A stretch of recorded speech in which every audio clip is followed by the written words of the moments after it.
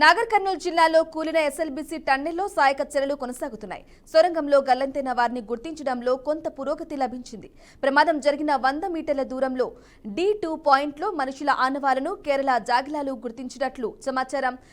ఇక ఈ ప్రాంతంలో సిబ్బంది జాగ్రత్తగా మట్టిని తొలగిస్తున్నారు. జాగిలాలు గుర్తించిన D2 ప్రాంతంలో తవ్వకాలు చేపట్టిన కార్మికులకు 6 అడుగుల లోతులో ఓ వ్యక్తికి చెందిన కుడి చేయి కనిపించింది. అప్రమత్తమైన కార్మికులు ఉన్నతాధికారులకు సమాచారం అందించారు. మృతదేహాన్ని వెలికి తీసేందుకు దాని చుట్టూ 2 అడుగుల మేర మరో 6 అడుగుల లోతులో గొయ్యి తవ్వేందుకు యత్నిస్తున్నారు. అధికారుల సూచన మేరకు కార్మికులు పనిచేస్తున్నారు. ఇక ఈ ప్రాంతంలోనే మరో మృతదేహం ఉండవచ్చని భావిస్తున్నారు.